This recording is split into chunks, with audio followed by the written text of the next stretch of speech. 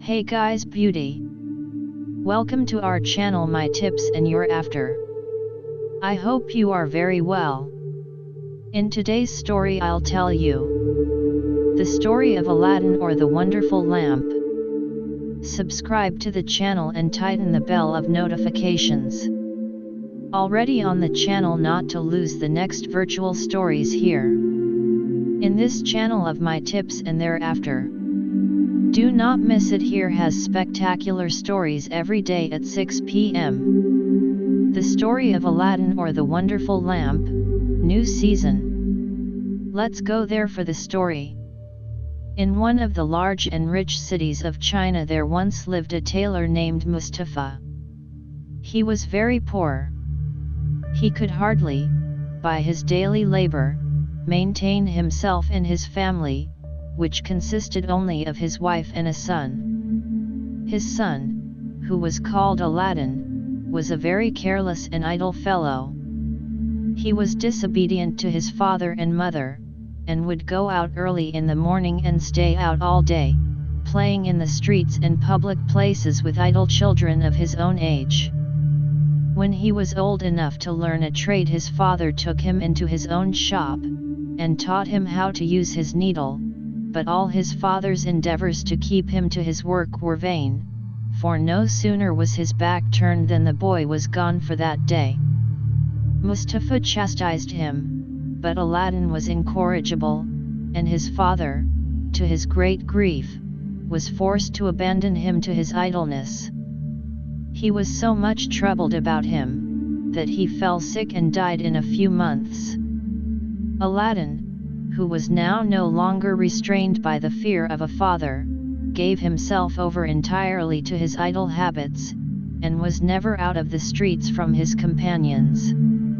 This course he followed till he was 15 years old, without giving his mind to any useful pursuit, or the least reflection on what would become of him. As he was one day playing in the street with his evil associates, according to custom, a stranger passing by stood to observe him. This stranger was a sorcerer, known as the African magician, as he had been but 2 days arrived from Africa, his native country.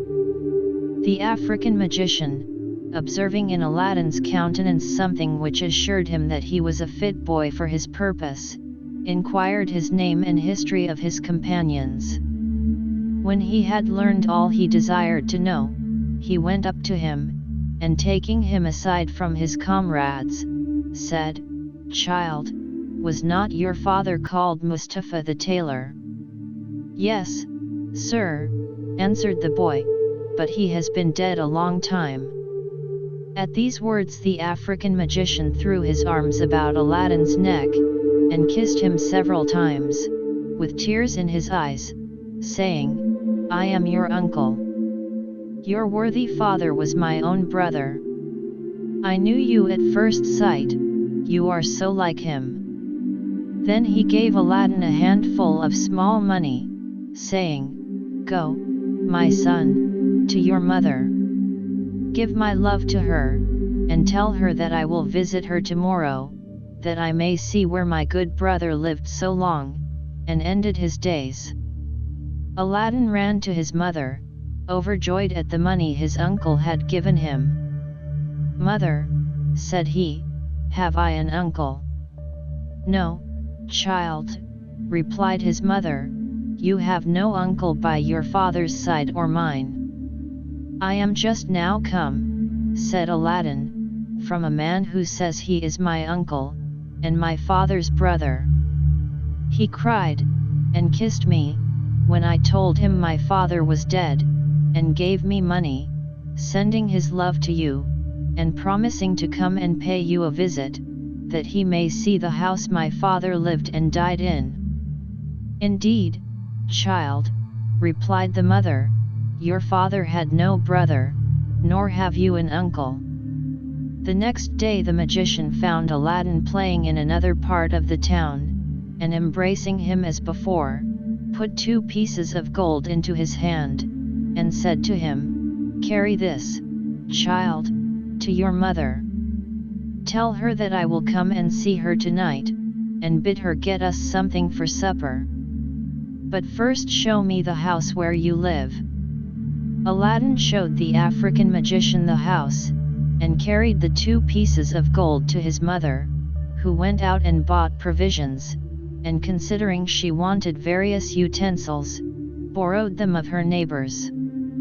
She spent the whole day in preparing the supper, and at night, when it was ready, said to her son, "Perhaps the stranger knows not how to find our house, go and bring him, if you meet with him." Aladdin was just ready to go, when the magician knocked at the door, and came in loaded with wine and all sorts of fruits, which he brought for a dessert. After he had given what he brought into Aladdin's hands, he saluted his mother, and desired her to show him the place where his brother Mustafa used to sit on the sofa, and when she had so done, he fell down, and kissed it several times, crying out, with tears in his eyes, "My poor brother!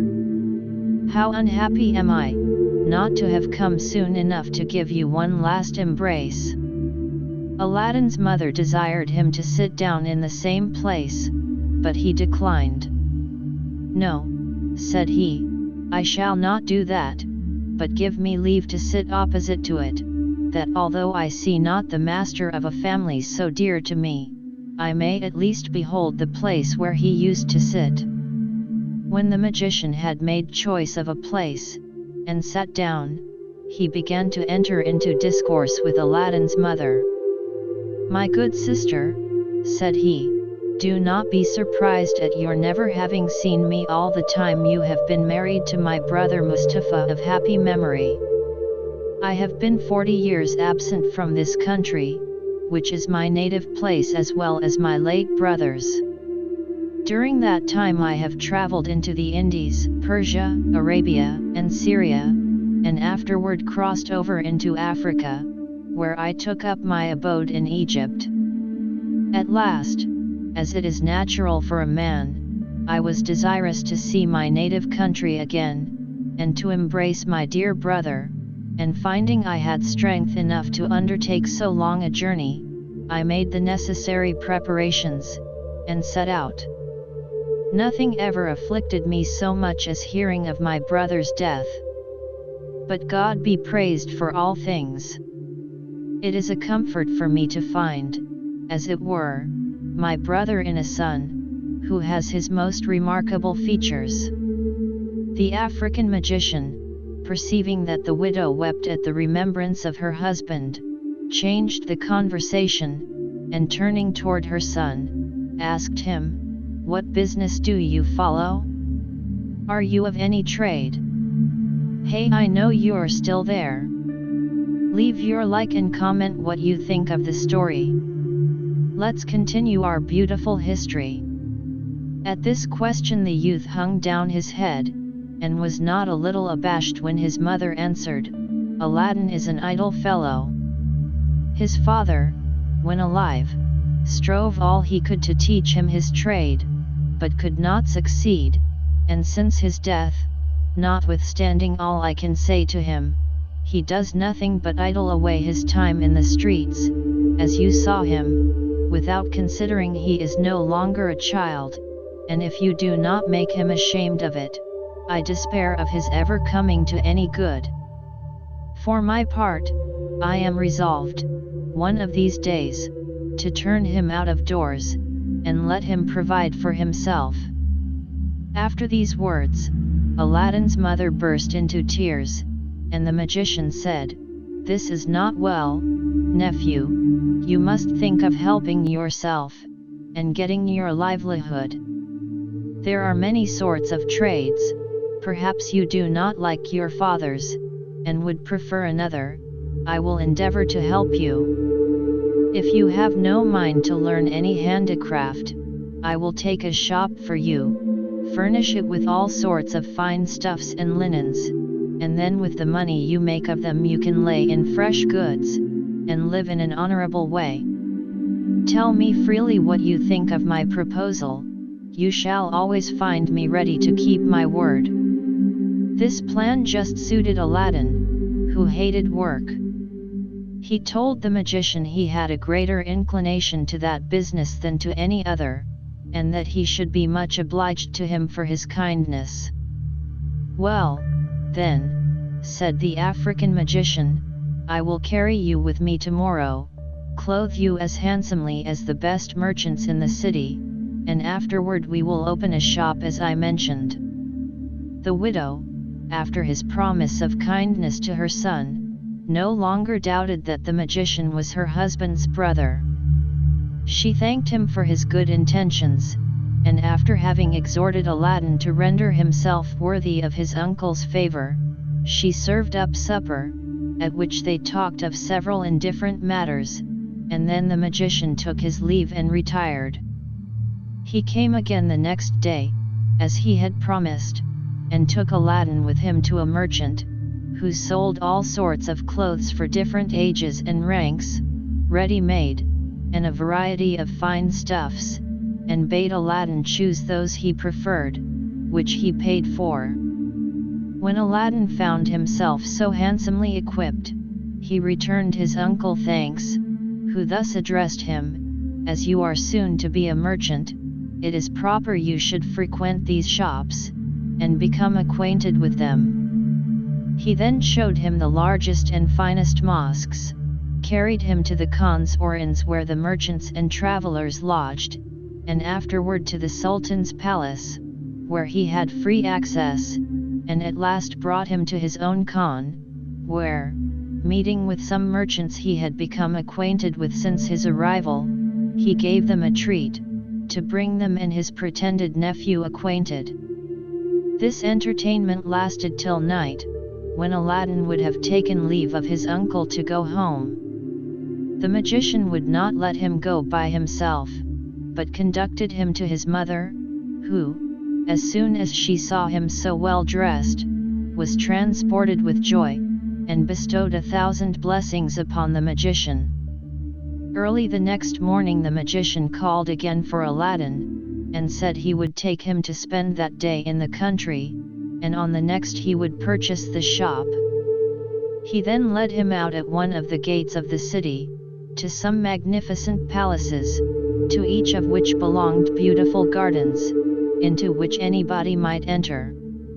At every building he came to he asked Aladdin if he did not think it fine, and the youth was ready to answer, when anyone presented itself, crying out, "Here is a finer house, uncle, than any we have yet seen." By this artifice the cunning magician led Aladdin some way into the country, and as he meant to carry him farther, to execute his design, pretending to be tired, he took an opportunity to sit down in one of the gardens, on the brink of a fountain of clear water which discharged itself by a lion's mouth of bronze into a basin.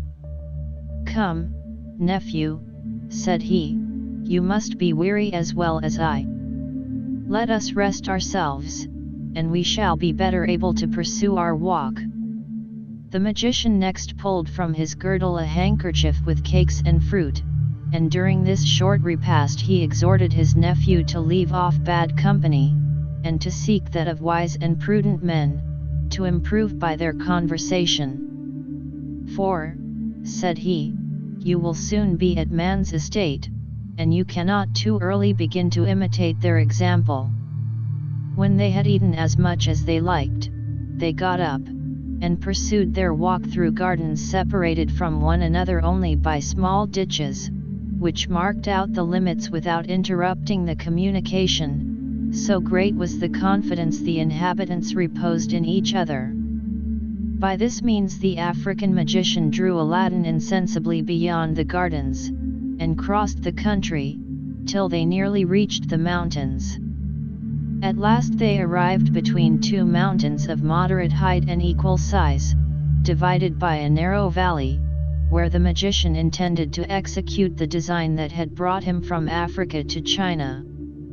"We will go no farther now," said he to Aladdin.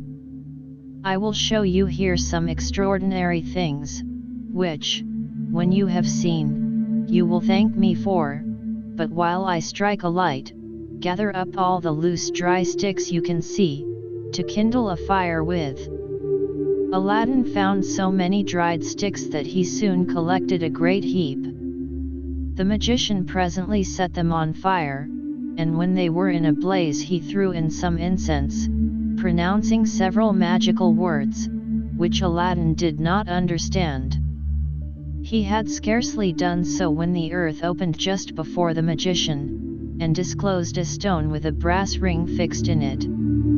Aladdin was so frightened that he would have run away, but the magician caught hold of him, and gave him such a box on the ear that he knocked him down. Aladdin got up trembling, and, with tears in his eyes, said to the magician, "What have I done, uncle, to be treated in this severe manner?" "I am your uncle," answered the magician. "I supply the place of your father, and you ought to make no reply. But, child," added he, softening, "do not be afraid, for I shall not ask anything of you, but that, if you obey me punctually, you will reap the advantages which I intend you. Know, then, that under this stone there is hidden a treasure, destined to be yours, and which will make you richer than the greatest monarch in the world. No person but yourself is permitted to lift this stone, or enter the cave, so you must punctually execute what I may command, for it is a matter of great consequence both to you and to me." Aladdin, amazed at all he saw and heard, forgot what was past, and rising said, "Well, uncle, what is to be done? Command me. I am ready to obey." "I am overjoyed, child," said the African magician, embracing him. "Take hold of the ring, and lift up that stone." "Indeed, uncle," replied Aladdin, "I am not strong enough, you must help me." "You have no occasion for my assistance," answered the magician. "If I help you, we shall be able to do nothing. Take hold of the ring, and lift it up, you will find it will come easily." Aladdin did as the magician bade him, raised the stone with ease, and laid it on one side. When the stone was pulled up there appeared a staircase about 3 or 4 feet deep, leading to a door. "Descend those steps, my son," said the African magician, "and open that door. It will lead you into a palace, divided into 3 great halls. In each of these you will see 4 large brass cisterns placed on each side, full of gold and silver, but take care you do not meddle with them. Before you enter the first hall, be sure to tuck up your robe, wrap it about you, and then pass through the second into the third without stopping. Above all things, have a care that you do not touch the walls so much as with your clothes, for if you do, you will die instantly. At the end of the third hall you will find a door which opens into a garden planted with fine trees loaded with fruit. Walk directly across the garden to a terrace, where you will see a niche before you, and in that niche a lighted lamp. Take the lamp down and put it out. When you have thrown away the wick and poured out the liquor, put it in your waistband and bring it to me. Do not be afraid that the liquor will spoil your clothes, for it is not oil, and the lamp will be dry as soon as it is thrown out." After these words the magician drew a ring off his finger, and put it on one of Aladdin's, saying, "It is a talisman against all evil, so long as you obey me. Go, therefore, boldly, and we shall both be rich all our lives." Aladdin descended the steps, and, opening the door, found the 3 halls just as the African magician had described. He went through them with all the precaution the fear of death could inspire, crossed the garden without stopping, took down the lamp from the niche, threw out the wick and the liquor, and, as the magician had desired, put it in his waistband. But as he came down from the terrace, seeing it was perfectly dry, he stopped in the garden to observe the trees, which were loaded with extraordinary fruit of different colors on each tree. Some bore fruit entirely white, and some clear and transparent as crystal, some pale red, and others deeper, some green, blue, and purple, and others yellow. In short, there was fruit of all colors. The white were pearls, the clear and transparent, diamonds, the deep red, rubies, the paler, balas rubies, the green, emeralds, the blue, turquoises, the purple, amethysts, and the yellow, sapphires. Aladdin, ignorant of their value, would have preferred figs, or grapes, or pomegranates, but as he had his uncle's permission, he resolved to gather some of every sort. Having filled the 2 new purses his uncle had bought for him with his clothes, he wrapped some up in the skirts of his vest, and crammed his bosom as full as it could hold. Aladdin, having thus loaded himself with riches of which he knew not the value, returned through the 3 halls with the utmost precaution, and soon arrived at the mouth of the cave, where the African magician awaited him with the utmost impatience. As soon as Aladdin saw him, he cried out, "Pray, uncle, lend me your hand, to help me out." "Give me the lamp first," replied the magician, "it will be troublesome to you." "Indeed, uncle," answered Aladdin, "I cannot now, but I will as soon as I am up." The African magician was determined that he would have the lamp before he would help him up, and Aladdin, who had encumbered himself so much with his fruit that he could not well get at it, refused to give it to him till he was out of the cave. The African magician, provoked at this obstinate refusal, flew into a passion, threw a little of his incense into the fire, and pronounced 2 magical words, when the stone which had closed the mouth of the staircase moved into its place, with the earth over it in the same manner as it lay at the arrival of the magician and Aladdin. This action of the magician plainly revealed to Aladdin that he was no uncle of his, but one who designed him evil. The truth was that he had learned from his magic books the secret and the value of this wonderful lamp, the owner of which would be made richer than any earthly ruler, and hence his journey to China.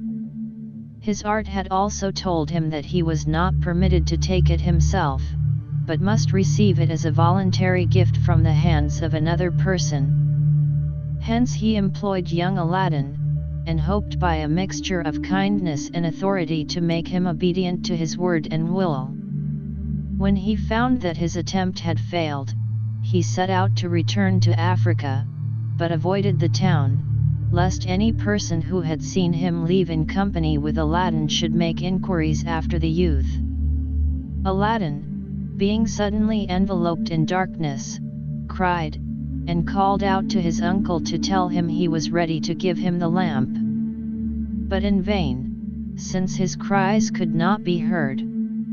He descended to the bottom of the steps, with the design to get into the palace, but the door, which was opened before by enchantment, was now shut by the same means. He then redoubled his cries and tears, sat down on the steps without any hopes of ever seeing light again, and in an expectation of passing from the present darkness to a speedy death. In this great emergency he said, "There is no strength or power but in the great and high God," and in joining his hands to pray he rubbed the ring which the magician had put on his finger. Immediately a genie of frightful aspect appeared, and said, "What wouldst thou have? I am ready to obey thee. I serve him who possesses the ring on thy finger, I, and the other slaves of that ring." At another time Aladdin would have been frightened at the sight of so extraordinary a figure, but the danger he was in made him answer without hesitation, "Whoever thou art, deliver me from this place." He had no sooner spoken these words than he found himself on the very spot where the magician had last left him, and no sign of cave or opening, nor disturbance of the earth. Returning thanks to God for being once more in the world, he made the best of his way home. When he got within his mother's door, joy at seeing her and weakness for want of sustenance made him so faint that he remained for a long time as dead. As soon as he recovered, he related to his mother all that had happened to him, and they were both very vehement in their complaints of the cruel magician. Aladdin slept very soundly till late the next morning, when the first thing he said to his mother was, that he wanted something to eat, and wished she would give him his breakfast. "Alas, child," said she, "I have not a bit of bread to give you. You ate up all the provisions I had in the house yesterday, but I have a little cotton which I have spun. I will go and sell it, and buy bread and something for our dinner."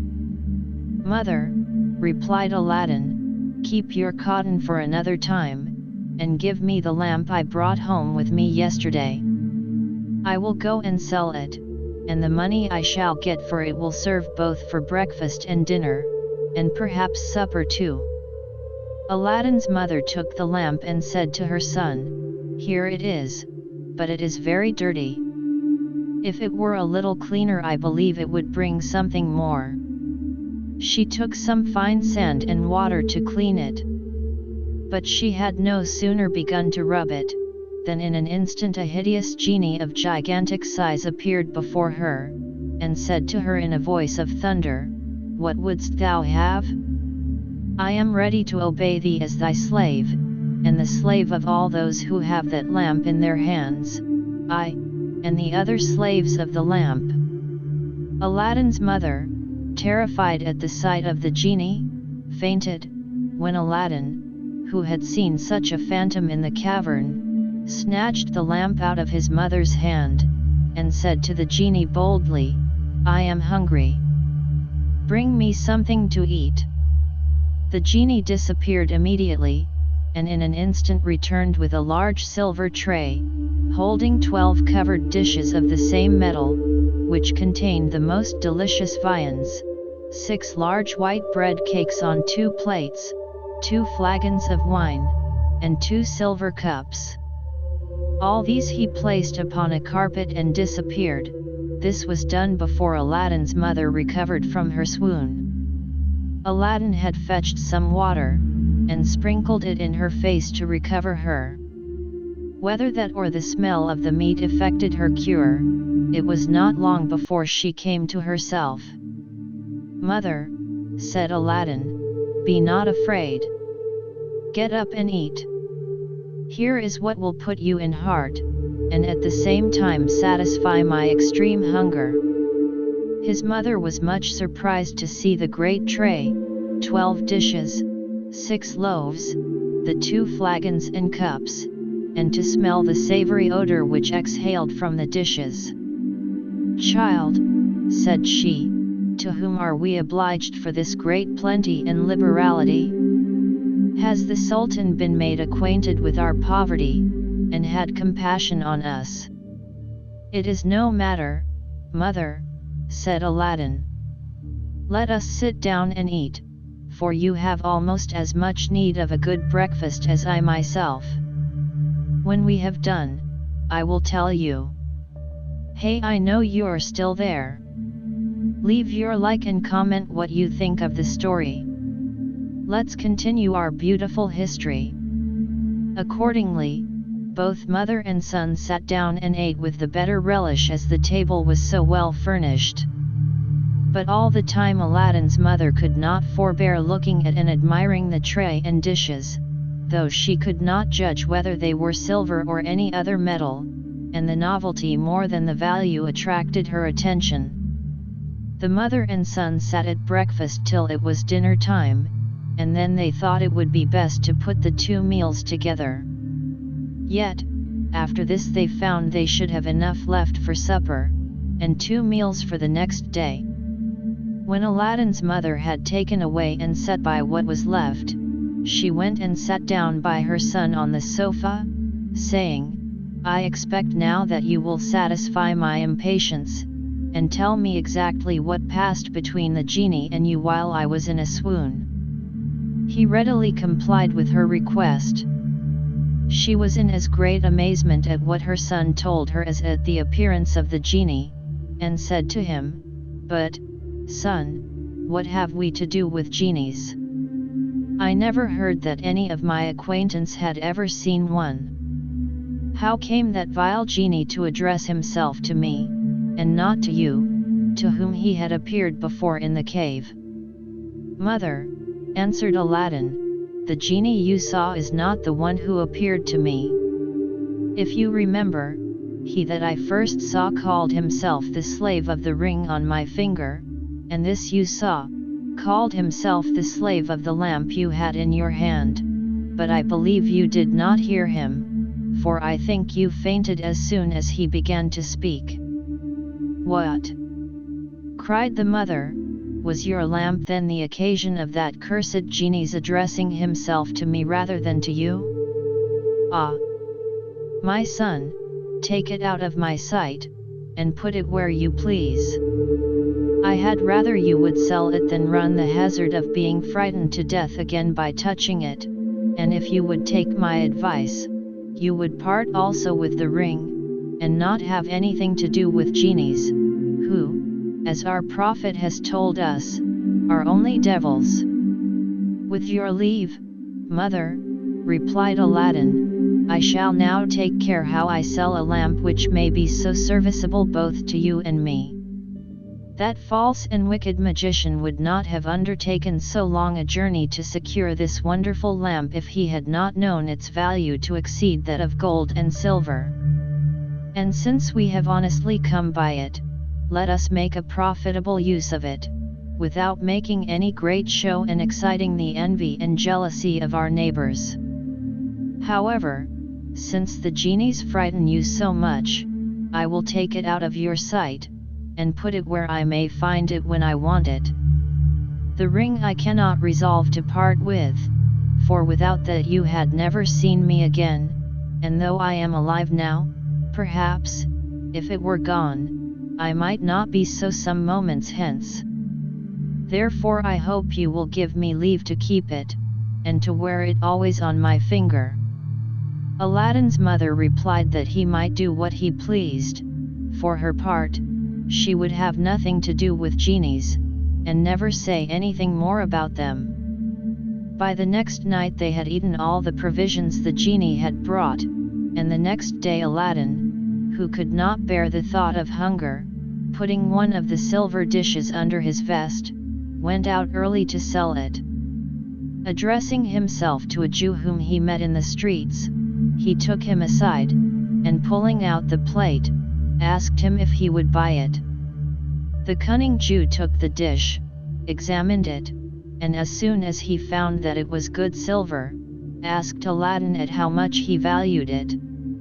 Aladdin, who had never been used to such traffic, told him he would trust to his judgment and honor.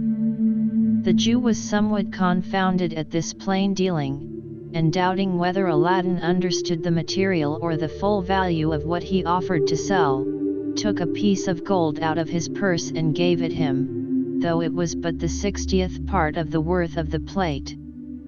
Aladdin, taking the money very eagerly, retired with so much haste that the Jew, not content with the exorbitancy of his profit, was vexed he had not penetrated into his ignorance, and was going to run after him, to endeavor to get some change out of the piece of gold. But the boy ran so fast, and had got so far, that it would have been impossible to overtake him. Before Aladdin went home he called at a baker's, bought some cakes of bread, changed his money, and on his return gave the rest to his mother, who went and purchased provisions enough to last them some time. After this manner they lived, until Aladdin had sold the 12 dishes singly, as necessity pressed, to the Jew, for the same money, who, after the first time, durst not offer him less, for fear of losing so good a bargain. When he had sold the last dish, he had recourse to the tray, which weighed 10 times as much as the dishes, and would have carried it to his old purchaser, but that it was too large and cumbersome, therefore he was obliged to bring him home with him to his mother's, where, after the Jew had examined the weight of the tray, he laid down 10 pieces of gold, with which Aladdin was very well satisfied. When all the money was spent, Aladdin had recourse again to the lamp. He took it in his hands, looked for the part where his mother had rubbed it with the sand, and rubbed it also. The genie immediately appeared, and said, "What wouldst thou have? I am ready to obey thee as thy slave, and the slave of all those who have that lamp in their hands, I, and the other slaves of the lamp." "I am hungry," said Aladdin. "Bring me something to eat." The genie disappeared, and presently returned with a tray holding the same number of covered dishes as before, set it down, and vanished. As soon as Aladdin found that their provisions were again expended, he took one of the dishes, and went to look for his Jew chapman. But as he was passing by a goldsmith's shop, the goldsmith, perceiving him, called to him, and said, "My lad, I imagine that you have something to sell to the Jew, whom I often see you visit. Perhaps you do not know that he is the greatest rogue even among the Jews. I will give you the full worth of what you have to sell, or I will direct you to other merchants who will not cheat you." This offer induced Aladdin to pull his plate from under his vest and show it to the goldsmith. At first sight he perceived that it was made of the finest silver, and asked if he had sold such as that to the Jew. When Aladdin told him he had sold him 12 such, for a piece of gold each, "What a villain!" cried the goldsmith. "But," added he, "my son, what is past cannot be recalled. By showing you the value of this plate, which is of the finest silver we use in our shops, I will let you see how much the Jew has cheated you." The goldsmith took a pair of scales, weighed the dish, and assured him that his plate would fetch by weight 60 pieces of gold, which he offered to pay down immediately. Aladdin thanked him for his fair dealing, and never after went to any other person. Though Aladdin and his mother had an inexhaustible treasure in their lamp, and might have had whatever they wished for, yet they lived with the same frugality as before, and it may easily be supposed that the money for which Aladdin had sold the dishes and tray was sufficient to maintain them some time. During this interval, Aladdin frequented the shops of the principal merchants, where they sold cloth of gold and silver, linens, silk stuffs, and jewelry, and, oftentimes joining in their conversation, acquired a knowledge of the world, and a desire to improve himself. By his acquaintance among the jewelers, he came to know that the fruits which he had gathered when he took the lamp were, instead of colored glass, stones of inestimable value, but he had the prudence not to mention this to anyone, not even to his mother. One day as Aladdin was walking about the town he heard an order proclaimed, commanding the people to shut up their shops and houses, and keep within doors while the Princess Badr al-Budur, the Sultan's daughter, went to the bath and returned. This proclamation inspired Aladdin with eager desire to see the princess's face, which he determined to gratify by placing himself behind the door of the bath, so that he could not fail to see her face. Aladdin had not long concealed himself before the princess came. She was attended by a great crowd of ladies, slaves, and mutes, who walked on each side and behind her. When she came within 3 or 4 paces of the door of the bath, she took off her veil, and gave Aladdin an opportunity of a full view of her face. The princess was a noted beauty, Her eyes were large, lively, and sparkling, her smile bewitching, her nose faultless, her mouth small, her lips vermilion. It is not therefore surprising that Aladdin, who had never before seen such a blaze of charms, was dazzled and enchanted. After the princess had passed by, and entered the bath, Aladdin quitted his hiding place, and went home. His mother perceived him to be more thoughtful and melancholy than usual, and asked what had happened to make him so, or if he were ill. He then told his mother all his adventure, and concluded by declaring, "I love the princess more than I can express, and am resolved that I will ask her in marriage of the Sultan." Aladdin's mother listened with surprise to what her son told her. When he talked of asking the princess in marriage, she laughed aloud. "Alas!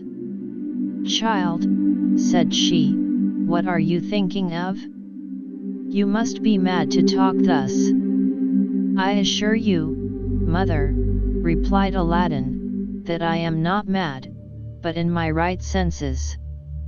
I foresaw that you would reproach me with folly and extravagance, but I must tell you once more that I am resolved to demand the princess of the Sultan in marriage, nor do I despair of success.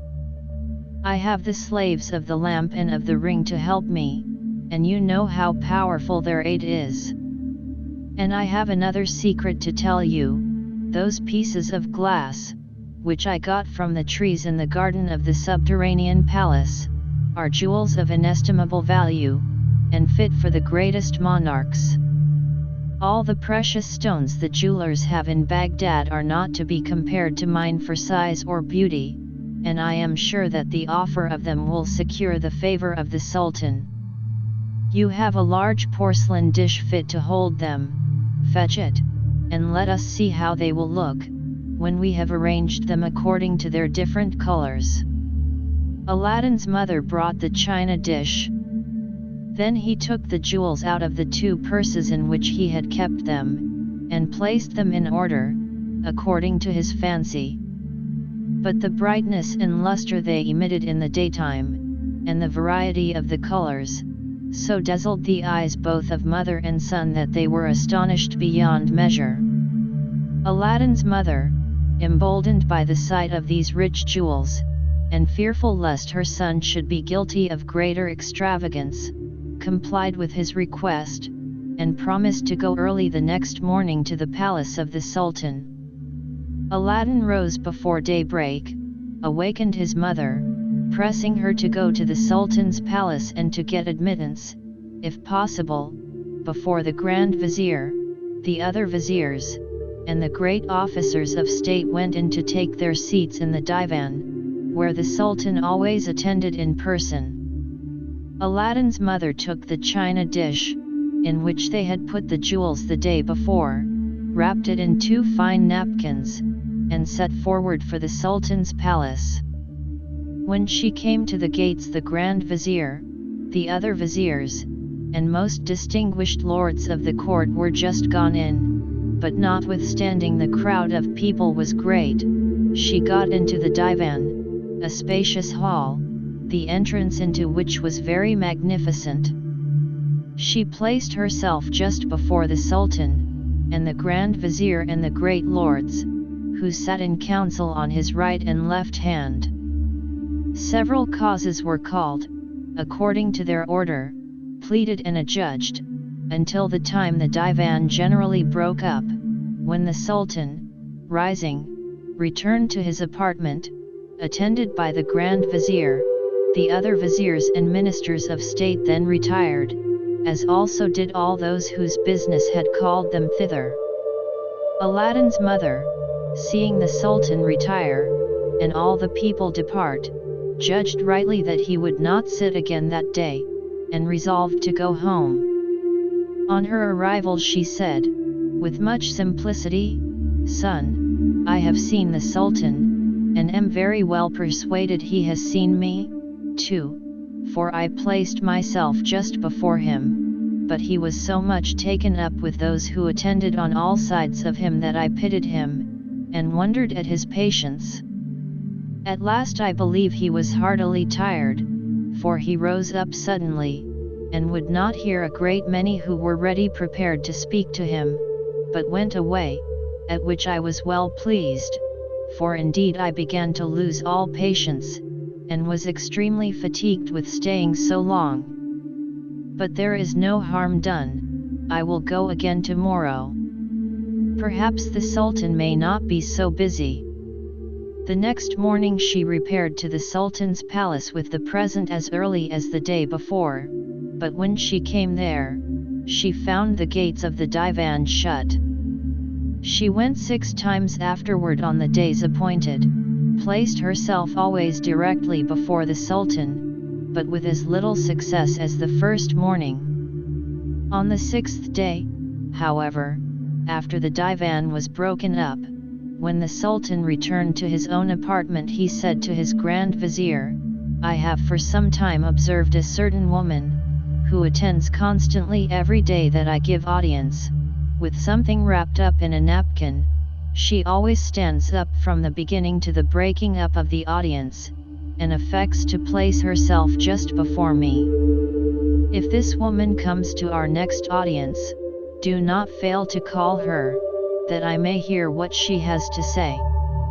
The Grand Vizier made answer by lowering his hand, and then lifting it up above his head, signifying his willingness to lose it if he failed. On the next audience day, when Aladdin's mother went to the divan, and placed herself in front of the Sultan as usual, the Grand Vizier immediately called the chief of the mace bearers, and pointing to her bade him bring her before the Sultan. The old woman at once followed the mace bearer, and when she reached the Sultan, bowed her head down to the carpet which covered the platform of the throne, and remained in that posture until he bade her rise. She had no sooner done so, than he said to her, "Good woman, I have observed you to stand many days from the beginning to the rising of the divan. What business brings you here?" At these words, Aladdin's mother prostrated herself a second time, and when she arose, said, "Monarch of monarchs, I beg of you to pardon the boldness of my petition, and to assure me of your pardon and forgiveness." "Well," replied the Sultan, "I will forgive you, be it what it may, and no hurt shall come to you. Speak boldly." When Aladdin's mother had taken all these precautions, for fear of the Sultan's anger, she told him faithfully the errand on which her son had sent her, and the event which led to his making so bold a request in spite of all her remonstrances. The Sultan hearkened to this discourse without showing the least anger. But before he gave her any answer, he asked her what she had brought tied up in the napkin. She took the china dish which she had set down at the foot of the throne, untied it, and presented it to the Sultan. The Sultan's amazement and surprise were inexpressible, when he saw so many large, beautiful, and valuable jewels collected in the dish.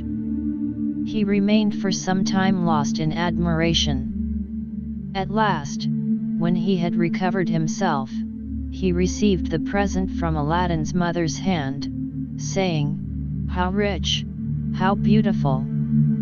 After he had admired and handled all the jewels one after another, he turned to his Grand Vizier, and showing him the dish, said, "Behold, admire, wonder, and confess that your eyes never beheld jewels so rich and beautiful before."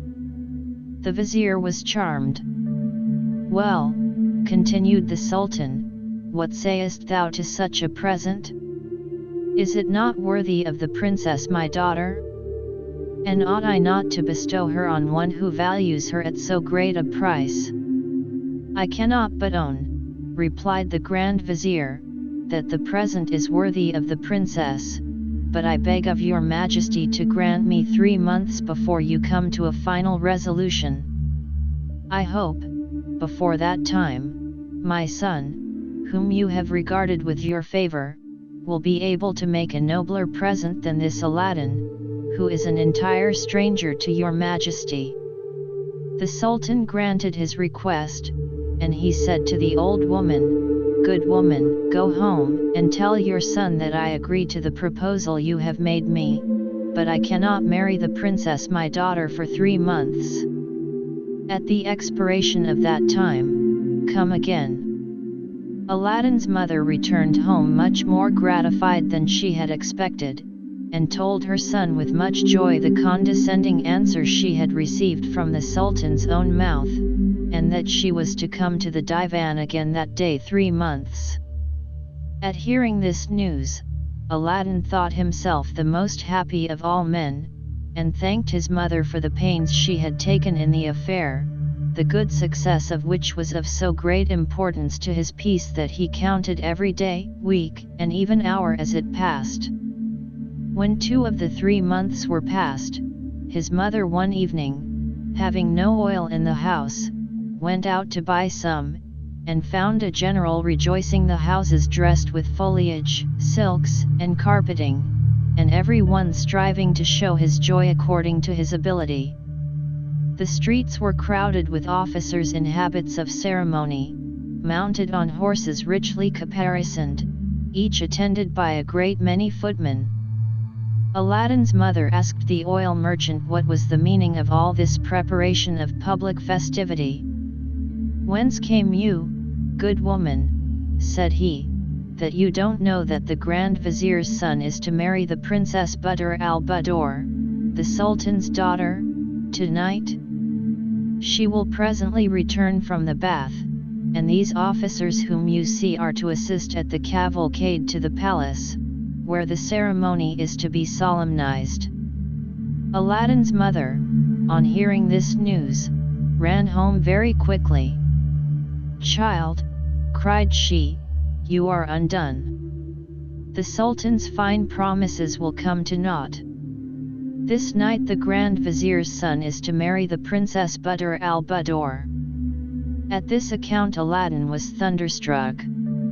He bethought himself of the lamp, and of the genie who had promised to obey him, and without indulging in idle words against the Sultan, the Vizier, or his son, he determined, if possible, to prevent the marriage. When Aladdin had got into his chamber he took the lamp, and rubbing it in the same place as before, immediately the genie appeared, and said to him, "What wouldst thou have? I am ready to obey thee as thy slave, I, and the other slaves of the lamp." "Hear me," said Aladdin. "Thou hast hitherto obeyed me, but now I am about to impose on thee a harder task. The Sultan's daughter, who was promised me as my bride, is this night married to the son of the Grand Vizier. Bring them both hither to me immediately they retire to their bedchamber." "Master," replied the genie, "I obey you." Aladdin supped with his mother as was their wont, and then went to his own apartment, and sat up to await the return of the genie, according to his commands. In the meantime the festivities in honor of the princess's marriage were conducted in the Sultan's palace with great magnificence. The ceremonies were at last brought to a conclusion, and the princess and the son of the vizier retired to the bedchamber prepared for them. No sooner had they entered it, and dismissed their attendants, than the genie, the faithful slave of the lamp, to the great amazement and alarm of the bride and bridegroom took up the bed, and by an agency invisible to them, transported it in an instant into Aladdin's chamber, where he set it down. "Remove the bridegroom," said Aladdin to the genie, "and keep him a prisoner till tomorrow dawn, and then return with him here." On Aladdin being left alone with the princess, he endeavored to assuage her fears, and explained to her the treachery practiced upon him by the Sultan her father. He then laid himself down beside her, putting a drawn scimitar between them, to show that he was determined to secure her safety, and to treat her with the utmost possible respect. At break of day, the genie appeared at the appointed hour, bringing back the bridegroom, whom by breathing upon he had left motionless and entranced at the door of Aladdin's chamber during the night, and at Aladdin's command transported the couch, with the bride and bridegroom on it, by the same invisible agency, into the palace of the Sultan. At the instant that the genie had set down the couch with the bride and bridegroom in their own chamber, the Sultan came to the door to offer his good wishes to his daughter. The Grand Vizier's son, who was almost perished with cold, by standing in his thin undergarment all night, no sooner heard the knocking at the door than he got out of bed, and ran into the robing chamber, where he had undressed himself the night before. The Sultan, having opened the door, went to the bedside, and kissed the princess on the forehead, but was extremely surprised to see her look so melancholy. She only cast at him a sorrowful look, expressive of great affliction. He suspected there was something extraordinary in this silence, and thereupon went immediately to the Sultaness's apartment, told her in what a state he found the princess, and how she had received him. "Sire," said the Sultaness, "I will go and see her. She will not receive me in the same manner." The princess received her mother with sighs and tears, and signs of deep dejection. At last, upon her pressing on her the duty of telling her all her thoughts, she gave to the Sultaness a precise description of all that happened to her during the night, on which the Sultaness enjoined on her the necessity of silence and discretion, as no one would give credence to so strange a tale. The Grand Vizier's son, elated with the honor of being the Sultan's son-in-law, kept silence on his part, and the events of the night were not allowed to cast the least gloom on the festivities on the following day, in continued celebration of the royal marriage. When night came, the bride and bridegroom were again attended to their chamber with the same ceremonies as on the preceding evening. Aladdin, knowing that this would be so, had already given his commands to the genie of the lamp, and no sooner were they alone than their bed was removed in the same mysterious manner as on the preceding evening, and having passed the night in the same unpleasant way, they were in the morning conveyed to the palace of the Sultan. Scarcely had they been replaced in their apartment, when the Sultan came to make his compliments to his daughter. The princess could no longer conceal from him the unhappy treatment she had been subjected to, and told him all that had happened, as she had already related it to her mother. The Sultan, on hearing these strange tidings, consulted with the Grand Vizier, and finding from him that his son had been subjected by an invisible agency to even worse treatment, he determined to declare the marriage cancelled, and all the festivities, which were yet to last for several days, countermanded and terminated. This sudden change in the mind of the Sultan gave rise to various speculations and reports.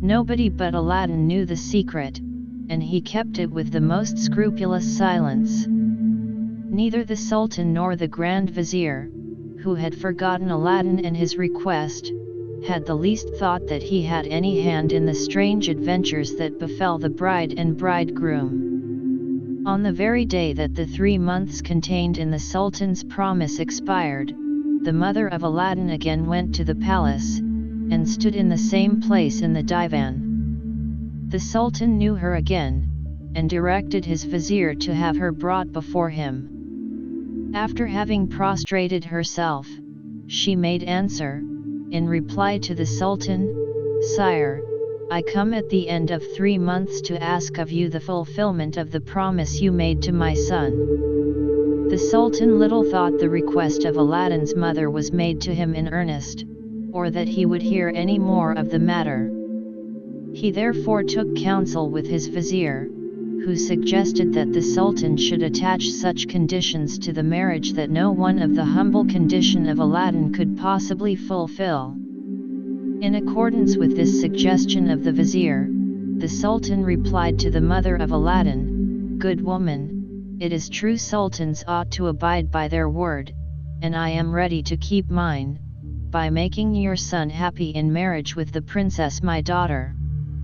But as I cannot marry her without some further proof of your son being able to support her in royal state, you may tell him I will fulfill my promise as soon as he shall send me 40 trays of massy gold, full of the same sort of jewels you have already made me a present of, and carried by the like number of black slaves, who shall be led by as many young and handsome white slaves, all dressed magnificently. On these conditions I am ready to bestow the princess my daughter upon him, therefore, good woman, go and tell him so, and I will wait till you bring me his answer." Aladdin's mother prostrated herself a second time before the Sultan's throne, and retired. On her way home, she laughed within herself at her son's foolish imagination. "Where," said she, "can he get so many large gold trays, and such precious stones to fill them? It is altogether out of his power, and I believe he will not be much pleased with my embassy this time."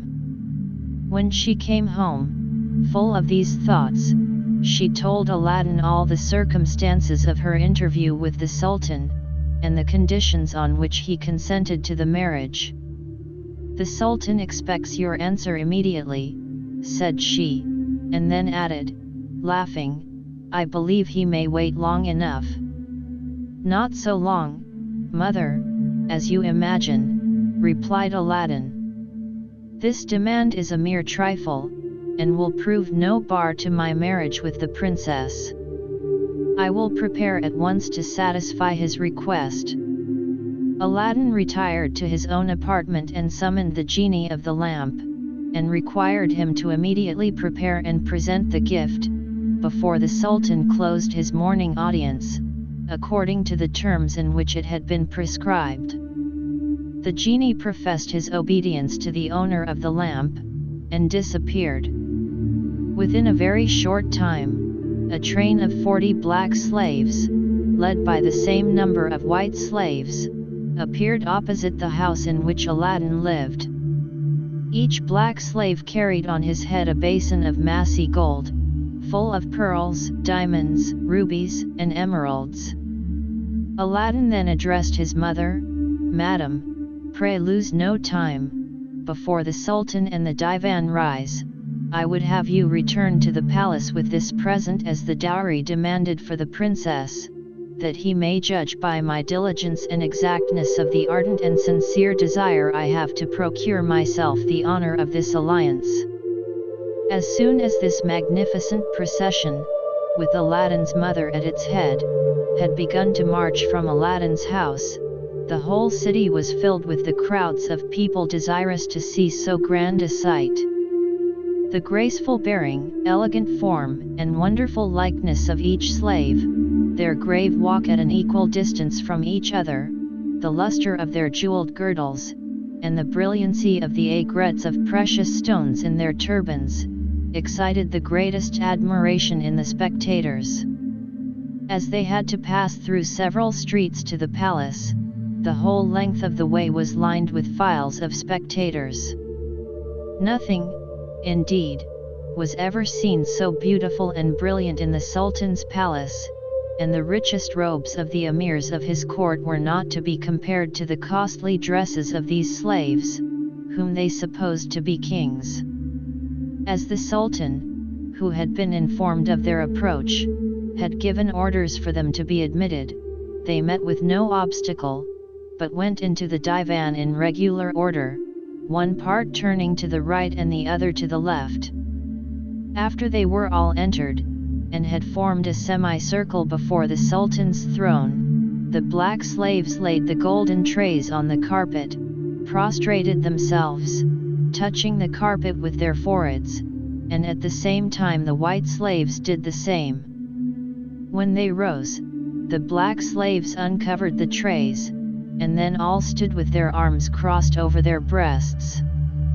In the meantime, Aladdin's mother advanced to the foot of the throne, and having prostrated herself, said to the Sultan, "Sire, my son knows this present is much below the notice of Princess Badr al-Budur, but hopes, nevertheless, that your majesty will accept of it, and make it agreeable to the princess, and with the greater confidence since he has endeavored to conform to the conditions you were pleased to impose." The Sultan, overpowered by the sight of such more than royal magnificence, replied without hesitation to the words of Aladdin's mother, "Go and tell your son that I wait with open arms to embrace him, and the more haste he makes to come and receive the princess my daughter from my hands, the greater pleasure he will do me." As soon as Aladdin's mother had retired, the Sultan put an end to the audience. Rising from his throne, he ordered that the princess's attendants should come and carry the trays into their mistress's apartment, whither he went himself to examine them with her at his leisure. The 80 slaves were conducted into the palace, and the Sultan, telling the princess of their magnificent apparel, ordered them to be brought before her apartment, that she might see through the lattices he had not exaggerated in his account of them. In the meantime Aladdin's mother reached home, and showed in her air and countenance the good news she brought to her son.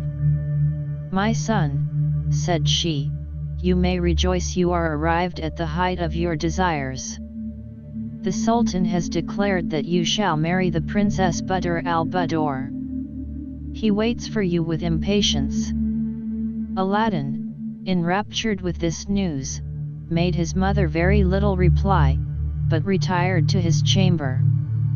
There he rubbed his lamp, and the obedient genie appeared. "Genie," said Aladdin, "convey me at once to a bath, and supply me with the richest and most magnificent robe ever worn by a monarch." No sooner were the words out of his mouth than the genie rendered him, as well as himself, invisible, and transported him into a hammam of the finest marble of all sorts of colors, where he was undressed, without seeing by whom, in a magnificent and spacious hall. He was then well rubbed and washed with various scented waters. After he had passed through several degrees of heat, he came out quite a different man from what he was before. His skin was clear as that of a child, his body lightsome and free, and when he returned into the hall, he found, instead of his own poor raiment, a robe, the magnificence of which astonished him. The genie helped him to dress, and when he had done, transported him back to his own chamber, where he asked him if he had any other commands. "Yes," answered Aladdin, "bring me a charger that surpasses in beauty and goodness the best in the Sultan's stables, with a saddle, bridle, and other caparisons to correspond with his value.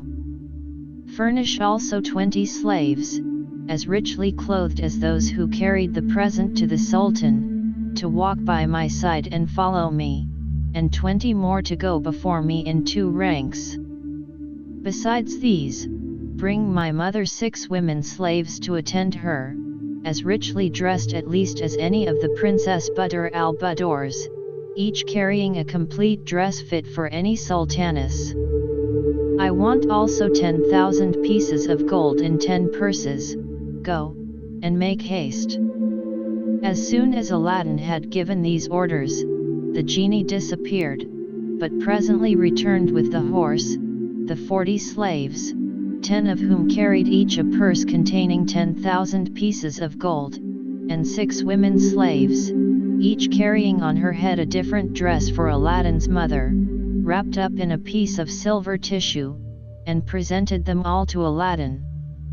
He presented the 6 women slaves to his mother, telling her they were her slaves, and that the dresses they had brought were for her use. Of the 10 purses Aladdin took 4, which he gave to his mother, telling her those were to supply her with necessaries. The other 6 he left in the hands of the slaves who brought them, with an order to throw them by handfuls among the people as they went to the Sultan's palace. The 6 slaves who carried the purses he ordered likewise to march before him, 3 on the right hand and 3 on the left. When Aladdin had thus prepared himself for his first interview with the Sultan, he dismissed the genie, and immediately mounting his charger, began his march, and though he never was on horseback before, appeared with a grace the most experienced horseman might envy. The innumerable concourse of people through whom he passed made the air echo with their acclamations, especially every time the 6 slaves who carried the purses threw handfuls of gold among the populace. On Aladdin's arrival at the palace, the Sultan was surprised to find him more richly and magnificently robed than he had ever been himself, and was impressed with his good looks and dignity of manner, which were so different from what he expected in the son of one so humble as Aladdin's mother. He embraced him with all the demonstrations of joy, and when he would have fallen at his feet, held him by the hand, and made him sit near his throne. He shortly after led him, amidst the sounds of trumpets, hautboys, and all kinds of music, to a magnificent entertainment, at which the Sultan and Aladdin ate by themselves, and the great lords of the court, according to their rank and dignity, sat at different tables. After the feast, the Sultan sent for the chief Qadi, and commanded him to draw up a contract of marriage between the Princess Badr al-Budur and Aladdin. When the contract had been drawn, the Sultan asked Aladdin if he would stay in the palace and complete the ceremonies of the marriage that day.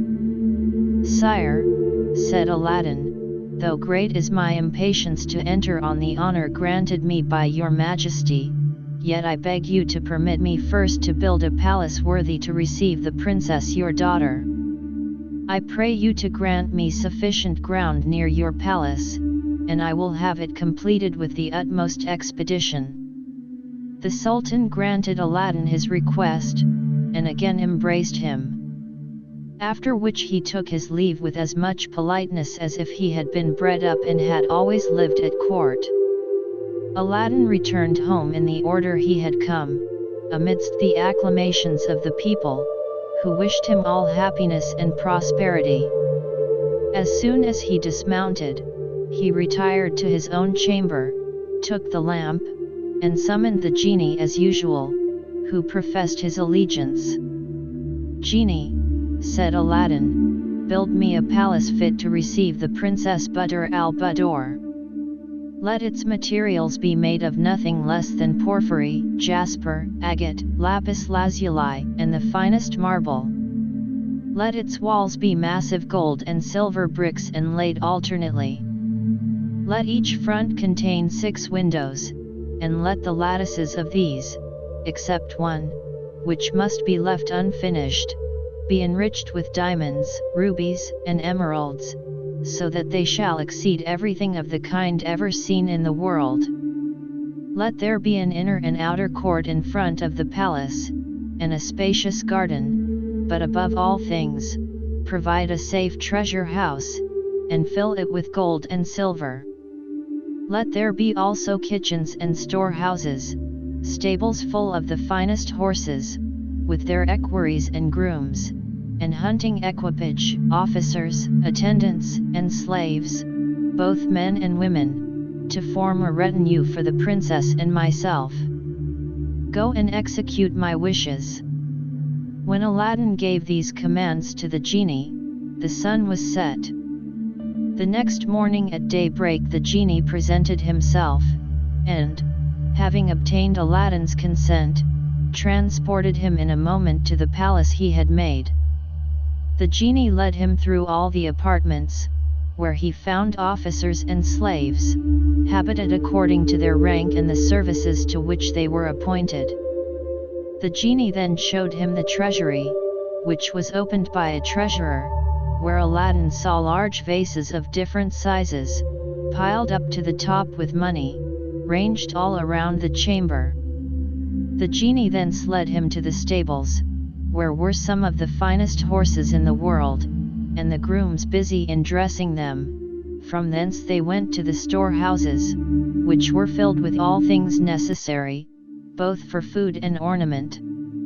When Aladdin had examined every portion of the palace, and particularly the hall with the 24 windows, and found it far to exceed his fondest expectations, he said, "Genie, there is one thing wanting, a fine carpet for the princess to walk upon from the Sultan's palace to mine.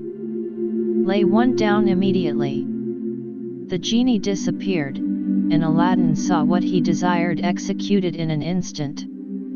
The genie then returned, and carried him to his own home. When the Sultan's porters came to open the gates, they were amazed to find what had been an unoccupied garden filled up with a magnificent palace, and a splendid carpet extending to it all the way from the Sultan's palace. They told the strange tidings to the Grand Vizier, who informed the Sultan. "It must be Aladdin's palace," the Sultan exclaimed, "which I gave him leave to build for my daughter. He has wished to surprise us, and let us see what wonders can be done in only one night." Aladdin, on his being conveyed by the genie to his own home, requested his mother to go to the Princess Budr al-Budur, and tell her that the palace would be ready for her reception in the evening. She went, attended by her women slaves, in the same order as on the preceding day.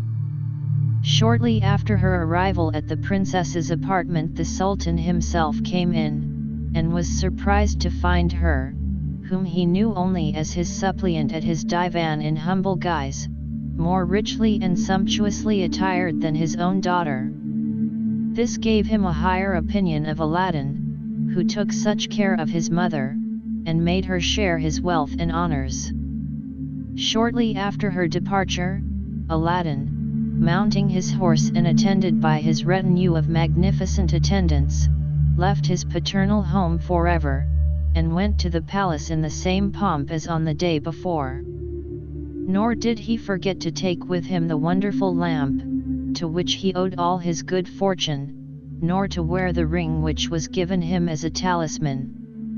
The Sultan entertained Aladdin with the utmost magnificence, and at night, on the conclusion of the marriage ceremonies, the princess took leave of the Sultan her father. Bands of music led the procession, followed by 100 state ushers, and the like number of black mutes, in 2 files, with their officers at their head. 400 of the Sultan's young pages carried flambeaux on each side, which, together with the illuminations of the Sultan's and Aladdin's palaces, made it as light as day. In this order the princess, conveyed in her litter, and accompanied also by Aladdin's mother, carried in a superb litter and attended by her women slaves, proceeded on the carpet which was spread from the Sultan's palace to that of Aladdin. On her arrival Aladdin was ready to receive her at the entrance, and led her into a large hall, illuminated with an infinite number of wax candles, where a noble feast was served up. The dishes were of massy gold, and contained the most delicate viands. The vases, basins, and goblets were gold also, and of exquisite workmanship, and all the other ornaments and embellishments of the hall were answerable to this display. The princess, dazzled to see so much riches collected in one place, said to Aladdin, "I thought, Prince, that nothing in the world was so beautiful as the Sultan my father's palace, but the sight of this hall alone is sufficient to show I was mistaken." When the supper was ended, there entered a company of female dancers, who performed, according to the custom of the country, singing at the same time verses in praise of the bride and bridegroom. About midnight Aladdin's mother conducted the bride to the nuptial apartment, and he soon after retired. The next morning the attendants of Aladdin presented themselves to dress him, and brought him another habit, as rich and magnificent as that worn the day before. He then ordered one of the horses to be got ready, mounted him, and went in the midst of a large troop of slaves to the Sultan's palace to entreat him to take a repast in the princess's palace, attended by his Grand Vizier and all the lords of his court. The Sultan consented with pleasure, rose up immediately, and, preceded by the principal officers of his palace, and followed by all the great lords of his court, accompanied Aladdin. The nearer the Sultan approached Aladdin's palace, the more he was struck with its beauty, but when he entered it, when he came into the hall and saw the windows, enriched with diamonds, rubies, emeralds, all large perfect stones, he was completely surprised, and said to his son-in-law, "This palace is one of the wonders of the world, for where in all the world besides shall we find walls built of massy gold and silver, and diamonds, rubies, and emeralds composing the windows? But what most surprises me is that a hall of this magnificence should be left with one of its windows incomplete and unfinished." "Sire," answered Aladdin, "the omission was by design, since I wished that you should have the glory of finishing this hall." "I take your intention kindly," said the Sultan, "and will give orders about it immediately." After the Sultan had finished this magnificent entertainment, provided for him and for his court by Aladdin, he was informed that the jewelers and goldsmiths attended, upon which he returned to the hall, and showed them the window which was unfinished. "I sent for you," said he, "to fit up this window in as great perfection as the rest. Examine them well, and make all the dispatch you can." The jewelers and goldsmiths examined the 23 windows with great attention, and after they had consulted together, to know what each could furnish, they returned and presented themselves before the Sultan, whose principal jeweler, undertaking to speak for the rest, said, "Sire, we are all willing to exert our utmost care and industry to obey you, but among us all we cannot furnish jewels enough for so great a work." "I have more than are necessary," said the Sultan. "Come to my palace, and you shall choose what may answer your purpose." When the Sultan returned to his palace, he ordered his jewels to be brought out, and the jewelers took a great quantity, particularly those Aladdin had made him a present of, which they soon used, without making any great advance in their work. They came again several times for more, and in a month's time had not finished half their work. In short, they used all the jewels the Sultan had, and borrowed of the Vizier, but yet the work was not half done. Aladdin, who knew that all the Sultan's endeavors to make this window like the rest were in vain, sent for the jewelers and goldsmiths, and not only commanded them to desist from their work, but ordered them to undo what they had begun, and to carry all their jewels back to the Sultan and to the Vizier. They undid in a few hours what they had been 6 weeks about, and retired, leaving Aladdin alone in the hall. He took the lamp, which he carried about him, rubbed it, and presently the genie appeared. "Genie," said Aladdin, "I ordered thee to leave one of the 24 windows of this hall imperfect, and thou hast executed my commands exactly. Now I would have thee make it like the rest." The genie immediately disappeared. Aladdin went out of the hall, and returning soon after, found the window, as he wished it to be, like the others. In the meantime the jewelers and goldsmiths repaired to the palace, and were introduced into the Sultan's presence, where the chief jeweler presented the precious stones which he had brought back. The Sultan asked them if Aladdin had given them any reason for so doing, and they answering that he had given them none, he ordered a horse to be brought, which he mounted, and rode to his son-in-law's palace, with some few attendants on foot, to inquire why he had ordered the completion of the window to be stopped. Aladdin met him at the gate, and without giving any reply to his inquiries conducted him to the grand saloon, where the Sultan, to his great surprise, found that the window, which was left imperfect, corresponded exactly with the others. He fancied at first that he was mistaken, and examined the 2 windows on each side, and afterward all the 24, but when he was convinced that the window which several workmen had been so long about was finished in so short a time, he embraced Aladdin and kissed him between his eyes. "My son," said he, "what a man you are to do such surprising things always in the twinkling of an eye. There is not your fellow in the world. The more I know, the more I admire you." The Sultan returned to the palace, and after this went frequently to the window to contemplate and admire the wonderful palace of his son-in-law.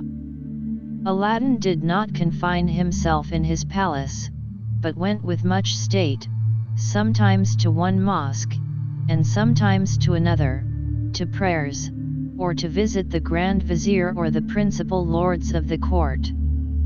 Every time he went out he caused 2 slaves, who walked by the side of his horse, to throw handfuls of money among the people as he passed through the streets and squares. This generosity gained him the love and blessings of the people, and it was common for them to swear by his head. Thus Aladdin, while he paid all respect to the Sultan, won by his affable behavior and liberality the affection of the people. Aladdin had conducted himself in this manner several years, when the African magician, who had for some years dismissed him from his recollection, determined to inform himself with certainty whether he perished, as he supposed, in the subterranean cave or not. After he had resorted to a long course of magic ceremonies, and had formed a horoscope by which to ascertain Aladdin's fate, what was his surprise to find the appearances to declare that Aladdin, instead of dying in the cave, had made his escape, and was living in royal splendor by the aid of the genie of the wonderful lamp. On the very next day the magician set out, and traveled with the utmost haste to the capital of China, where, on his arrival, he took up his lodgings in a khan. He then quickly learned about the wealth, charities, happiness, and splendid palace of Prince Aladdin. Directly he saw the wonderful fabric, he knew that none but the genies, the slaves of the lamp, could have performed such wonders, and, piqued to the quick at Aladdin's high estate, he returned to the khan. On his return he had recourse to an operation of geomancy to find out where the lamp was, whether Aladdin carried it about with him, or where he left it. The result of his consultation informed him, to his great joy, that the lamp was in the palace. "Well," said he, rubbing his hands in glee, "I shall have the lamp, and I shall make Aladdin return to his original mean condition." The next day the magician learned from the chief superintendent of the khan where he lodged that Aladdin had gone on a hunting expedition which was to last for 8 days, of which only 3 had expired. The magician wanted to know no more. He resolved at once on his plans. He went to a coppersmith, and asked for a dozen copper lamps. The master of the shop told him he had not so many by him, but if he would have patience till the next day he would have them ready. The magician appointed his time, and desired him to take care that they should be handsome and well polished. The next day the magician called for the 12 lamps, paid the man his full price, put them into a basket hanging on his arm, and went directly to Aladdin's palace. As he approached, he began crying, "Who will exchange old lamps for new?" And as he went along, a crowd of children collected, who hooted and thought him, as did all who chanced to be passing by, a madman or a fool to offer to exchange new lamps for old. The African magician regarded not their scoffs, hootings, or all they could say to him, but still continued crying, "Who will exchange old lamps for new?" He repeated this so often, walking backward and forward in front of the palace, that the princess, who was then in the hall of the 24 windows, hearing a man cry something, and seeing a great mob crowding about him, sent one of her women slaves to know what he cried. The slave returned, laughing so heartily that the princess rebuked her. "Madam," answered the slave, laughing still, "who can forbear laughing, to see an old man with a basket on his arm, full of fine new lamps, asking to exchange them for old ones? The children and mob, crowding about him so that he can hardly stir, make all the noise they can in derision of him." Another female slave, hearing this, said, "Now you speak of lamps, I know not whether the princess may have observed it, but there is an old one upon a shelf of the Prince Aladdin's robing room, and whoever owns it will not be sorry to find a new one in its stead. If the princess chooses, she may have the pleasure of trying if this old man is so silly as to give a new lamp for an old one, without taking anything for the exchange." The princess, who knew not the value of the lamp and the interest that Aladdin had to keep it safe, entered into the pleasantry and commanded a slave to take it and make the exchange. The slave obeyed, went out of the hall, and no sooner got to the palace gates than he saw the African magician, called to him, and showing him the old lamp, said, "Give me a new lamp for this." The magician never doubted but this was the lamp he wanted. There could be no other such in this palace, where every utensil was gold or silver. He snatched it eagerly out of the slave's hand, and thrusting it as far as he could into his breast, offered him his basket, and bade him choose which he liked best. The slave picked out one and carried it to the princess, but the change was no sooner made than the place rang with the shouts of the children, deriding the magician's folly. The African magician stayed no longer near the palace, nor cried any more, "New lamps for old," but made the best of his way to his khan. His end was answered, and by his silence he got rid of the children and the mob. As soon as he was out of sight of the two palaces he hastened down the least frequented streets.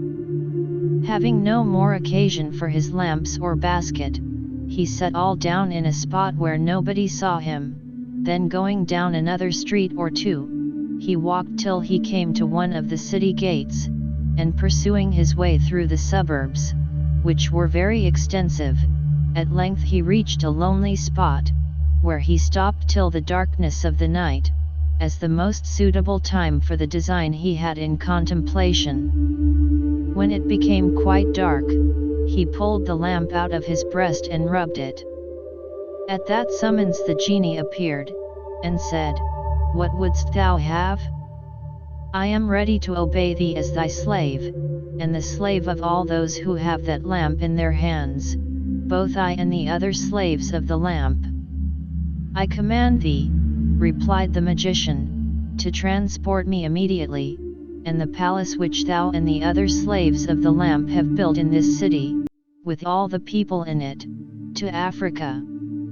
The genie made no reply, but with the assistance of the other genies, the slaves of the lamp, immediately transported him and the palace, entire, to the spot whither he had been desired to convey it. Early the next morning when the Sultan, according to custom, went to contemplate and admire Aladdin's palace, his amazement was unbounded to find that it could nowhere be seen. He could not comprehend how so large a palace, which he had seen plainly every day for some years, should vanish so soon and not leave the least remains behind. In his perplexity he ordered the Grand Vizier to be sent for with expedition. The Grand Vizier, who, in secret, bore no goodwill to Aladdin, intimated his suspicion that the palace was built by magic, and that Aladdin had made his hunting excursion an excuse for the removal of his palace with the same suddenness with which it had been erected. He induced the Sultan to send a detachment of his guard, and to have Aladdin seized as a prisoner of state. On his son-in-law being brought before him, the Sultan would not hear a word from him, but ordered him to be put to death. But the decree caused so much discontent among the people, whose affection Aladdin had secured by his largesses and charities, that the Sultan, fearful of an insurrection, was obliged to grant him his life. When Aladdin found himself at liberty, he again addressed the Sultan, "Sire, I pray you to let me know the crime by which I have thus lost the favor of thy countenance." "Your crime?" answered the Sultan. "Wretched man, do you not know it? Follow me, and I will show you." The Sultan then took Aladdin into the apartment from whence he was wont to look at and admire his palace, and said, "You ought to know where your palace stood. Look, mind, and tell me what has become of it." Aladdin did so, and being utterly amazed at the loss of his palace, was speechless. At last recovering himself, he said, "It is true, I do not see the palace. It is vanished, but I had no concern in its removal. I beg you to give me 40 days, and if in that time I cannot restore it, I will offer my head to be disposed of at your pleasure. I give you the time you ask, but at the end of the 40 days forget not to present yourself before me." Aladdin went out of the Sultan's palace in a condition of exceeding humiliation. The lords who had courted him in the days of his splendor now declined to have any communication with him. For 3 days he wandered about the city, exciting the wonder and compassion of the multitude by asking everybody he met if they had seen his palace, or could tell him anything of it. On the 3rd day he wandered into the country, and as he was approaching a river he fell down the bank with so much violence that he rubbed the ring which the magician had given him so hard, by holding on to the rock to save himself, that immediately the same genie appeared whom he had seen in the cave where the magician had left him. "What wouldst thou have?" said the genie. "I am ready to obey thee as thy slave, and the slave of all those that have that ring on their finger, both I and the other slaves of the ring." Aladdin, agreeably surprised at an offer of help so little expected, replied, "Genie, show me where the palace I caused to be built now stands, or transport it back where it first stood." "Your command," answered the genie, "is not wholly in my power. I am only the slave of the ring, and not of the lamp." "I command thee, then," replied Aladdin, "by the power of the ring, to transport me to the spot where my palace stands, in what part of the world soever it may be." These words were no sooner out of his mouth than the genie transported him into Africa, to the midst of a large plain, where his palace stood at no great distance from a city, and, placing him exactly under the window of the princess's apartment, left him. Now it so happened that shortly after Aladdin had been transported by the slave of the ring to the neighborhood of his palace, that one of the attendants of the Princess Budr al-Budur, looking through the window, perceived him and instantly told her mistress. The princess, who could not believe the joyful tidings, hastened herself to the window, and seeing Aladdin, immediately opened it. The noise of opening the window made Aladdin turn his head that way, and perceiving the princess, he saluted her with an air that expressed his joy. "Hey, I know you're still there. Leave your like and comment what you think of the story. Let's continue our beautiful history."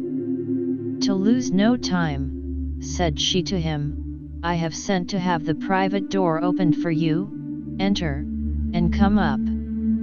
The private door, which was just under the princess's apartment, was soon opened, and Aladdin was conducted up into the chamber. It is impossible to express the joy of both at seeing each other, after so cruel a separation. After embracing and shedding tears of joy, they sat down, and Aladdin said, "I beg of you, Princess, to tell me what has become of an old lamp which stood upon a shelf in my robing chamber." "Alas," answered the princess, "I was afraid our misfortune might be owing to that lamp, and what grieves me most is that I have been the cause of it. I was foolish enough to exchange the old lamp for a new one, and the next morning I found myself in this unknown country, which I am told is Africa." "Princess," said Aladdin, interrupting her, "you have explained all by telling me we are in Africa. I desire you only to tell me if you know where the old lamp now is." "The African magician carries it carefully wrapped up in his bosom," said the princess, "and this I can assure you, because he pulled it out before me, and showed it to me in triumph." "Princess," said Aladdin, "I think I have found the means to deliver you and to regain possession of the lamp, on which all my prosperity depends. To execute this design, it is necessary for me to go to the town. I shall return by noon, and will then tell you what must be done by you to ensure success. In the meantime, I shall disguise myself, and I beg that the private door may be opened at the first knock." When Aladdin was out of the palace, he looked round him on all sides, and perceiving a peasant going into the country, hastened after him. When he had overtaken him, he made a proposal to him to change clothes, which the man agreed to. When they had made the exchange, the countryman went about his business, and Aladdin entered the neighboring city. After traversing several streets, he came to that part of the town where the merchants and artisans had their particular streets according to their trades. He went into that of the druggists, and entering one of the largest and best furnished shops, asked the druggist if he had a certain powder, which he named. The druggist, judging Aladdin by his habit to be very poor, told him he had it, but that it was very dear, upon which Aladdin, penetrating his thoughts, pulled out his purse, and showing him some gold, asked for half a dram of the powder, which the druggist weighed and gave him, telling him the price was a piece of gold.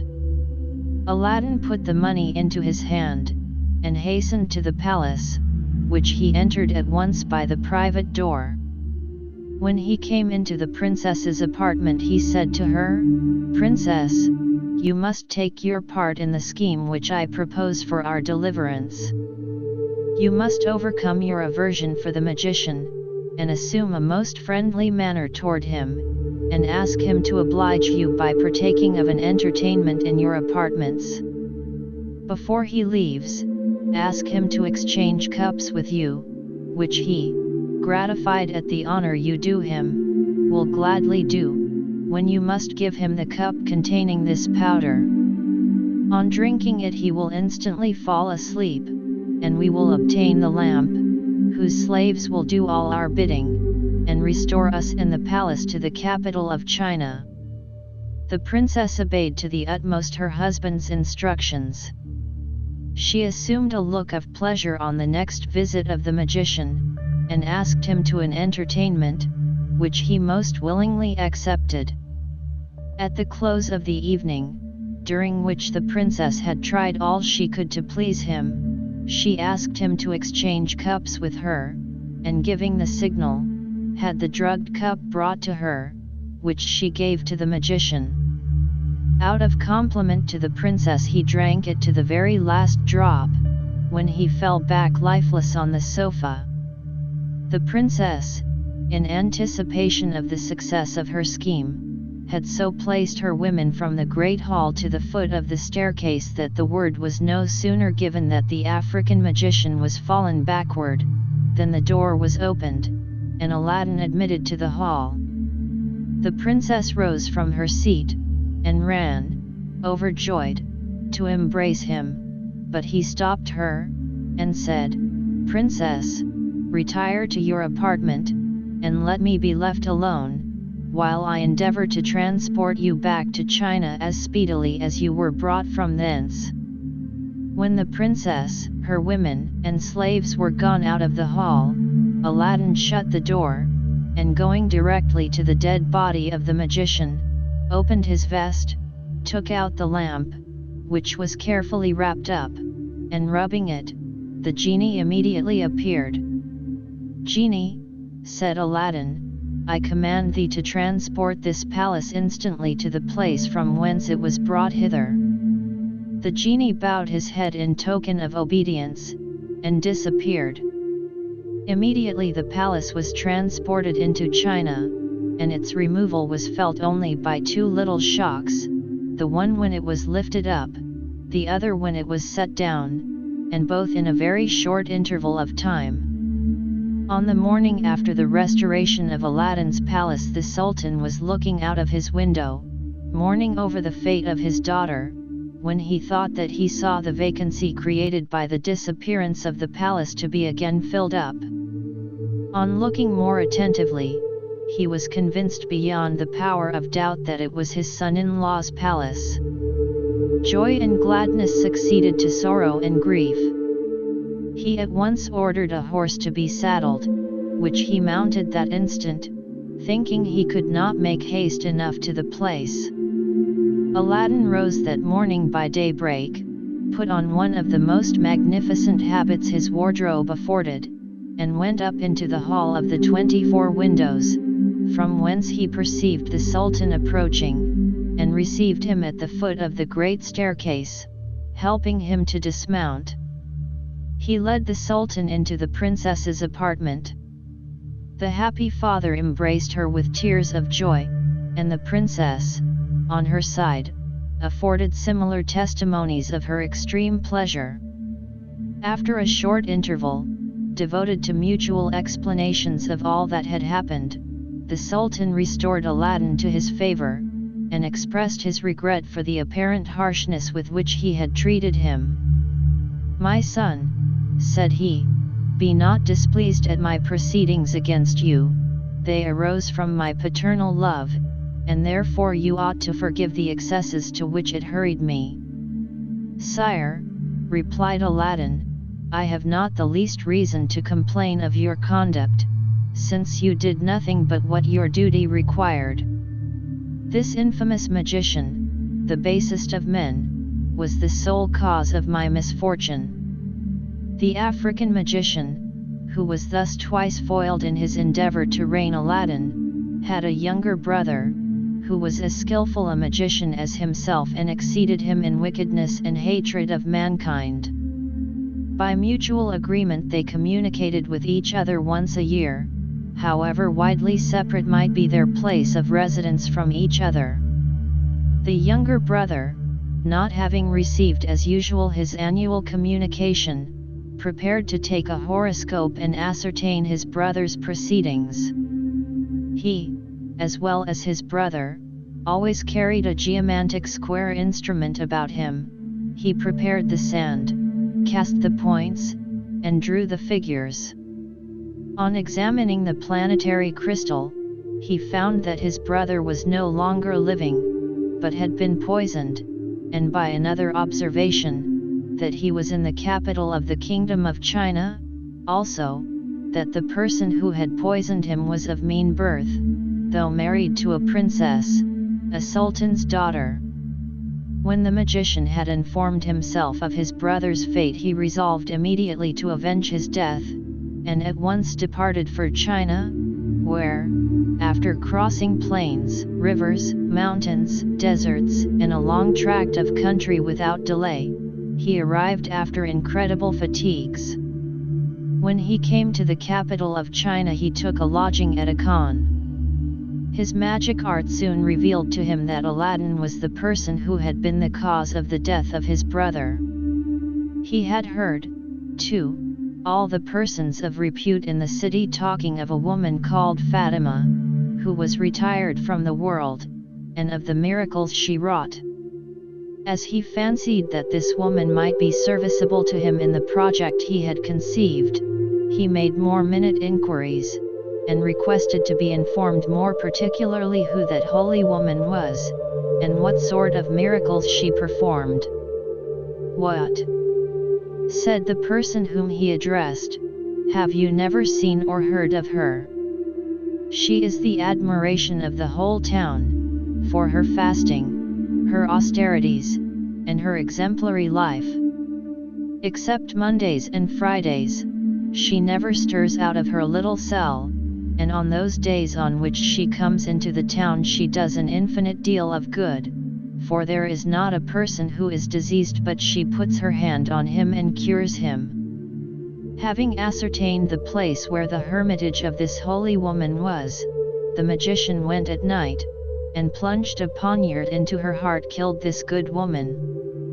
In the morning he dyed his face of the same hue as hers, and arraying himself in her garb, taking her veil, the large necklace she wore round her waist, and her stick, went straight to the palace of Aladdin.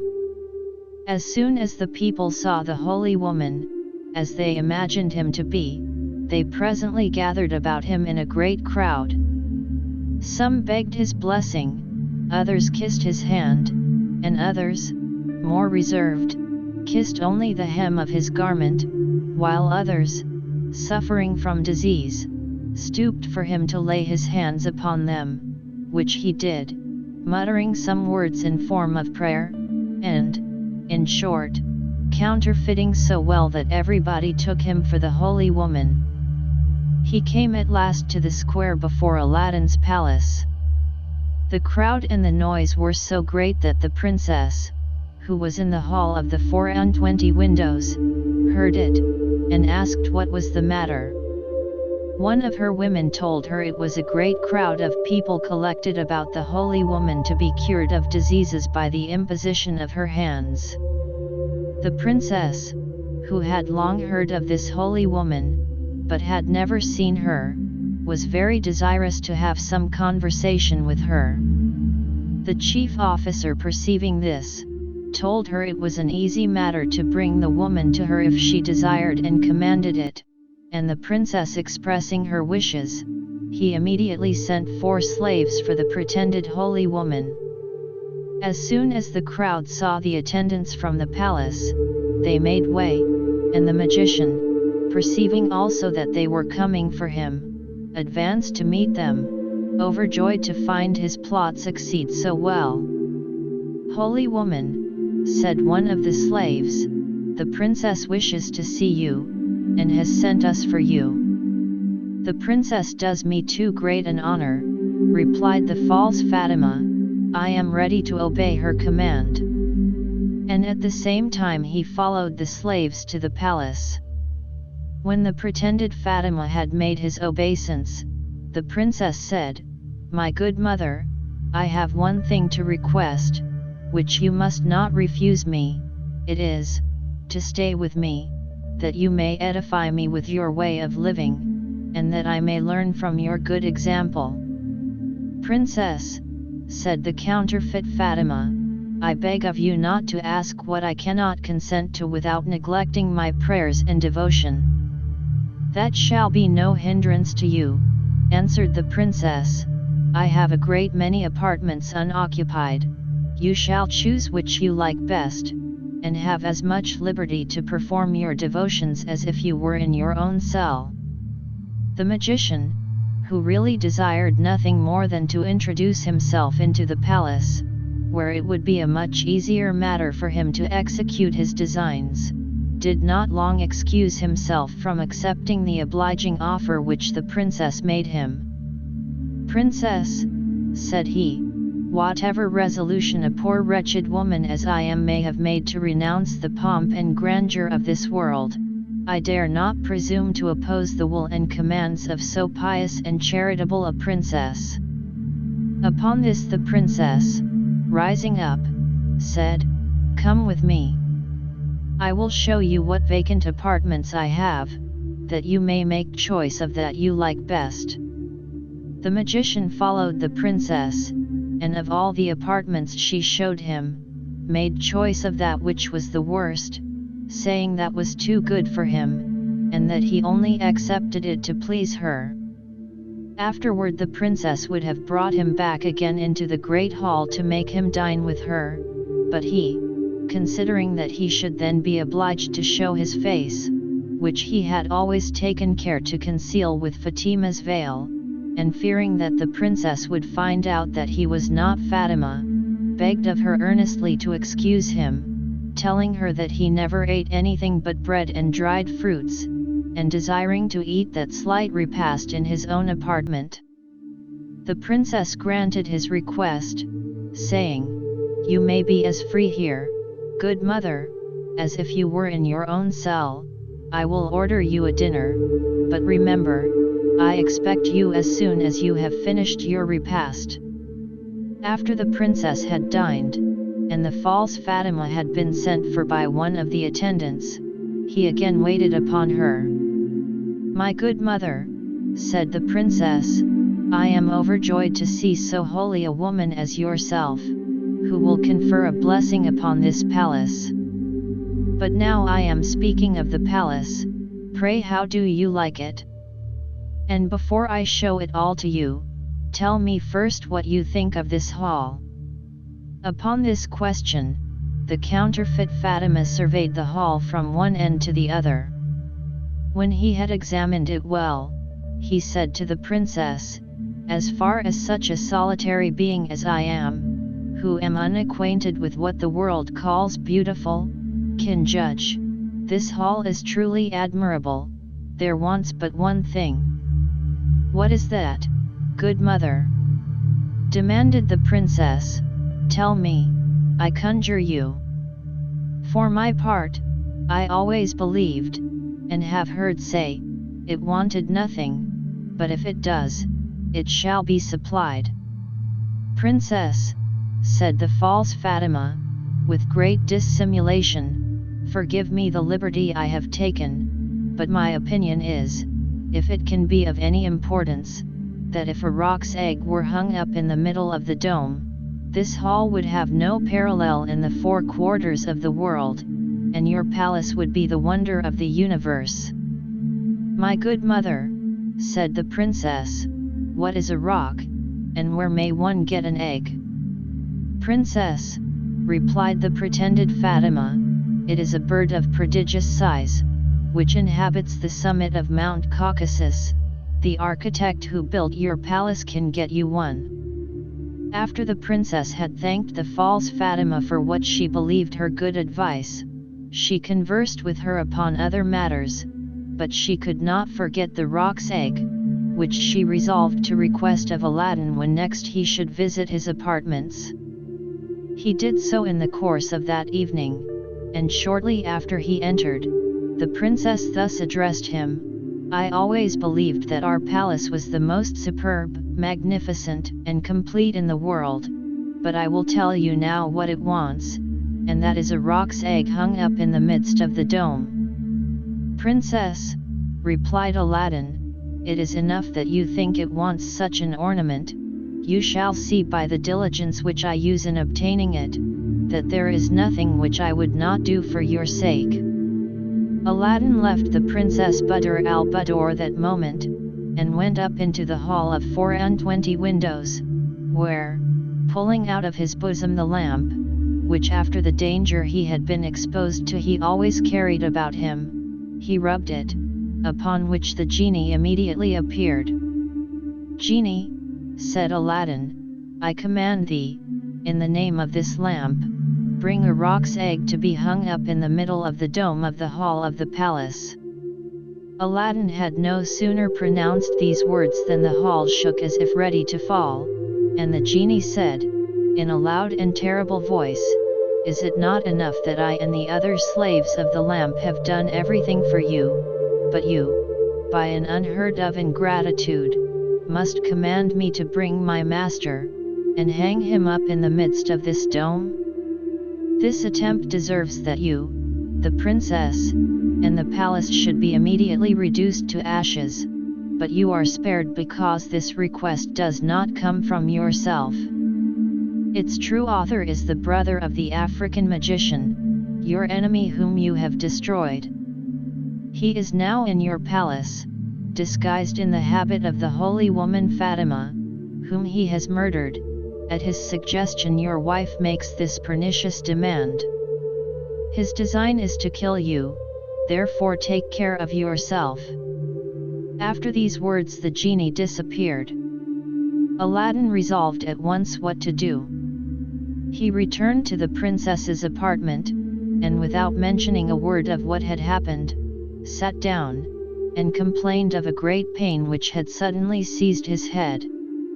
On hearing this, the princess told him how she had invited the holy Fatima to stay with her, and that she was now in the palace, and at the request of the prince, ordered her to be summoned to her at once. When the pretended Fatima came, Aladdin said, "Come hither, good mother, I am glad to see you here at so fortunate a time. I am tormented with a violent pain in my head, and request your assistance, and hope you will not refuse me that cure which you impart to afflicted persons." So saying, he arose, but held down his head. The counterfeit Fatima advanced toward him, with his hand all the time on a dagger concealed in his girdle under his gown. Observing this, Aladdin snatched the weapon from his hand, pierced him to the heart with his own dagger, and then pushed him down on the floor. "My dear prince, what have you done?" cried the princess, in surprise. "You have killed the holy woman." The Story of Aladdin, or The Wonderful Lamp 1. "No, my princess," answered Aladdin, with emotion, "I have not killed Fatima, but a villain who would have assassinated me, if I had not prevented him. This wicked man," added he, uncovering his face, "is the brother of the magician who attempted our ruin. He has strangled the true Fatima, and disguised himself in her clothes with intent to murder me." Aladdin then informed her how the genie had told him these facts, and how narrowly she and the palace had escaped destruction through his treacherous suggestion which had led to her request. Thus was Aladdin delivered from the persecution of the two brothers, who were magicians. Within a few years the Sultan died in a good old age, and as he left no male children, the Princess Badr al-Budur succeeded him, and she and Aladdin reigned together many years, and left a numerous and illustrious posterity. And see the suggestions for stories at the end and touch it, and I hope you in the next video leave your like and share it for your friends, colleagues, and family. We are together until there.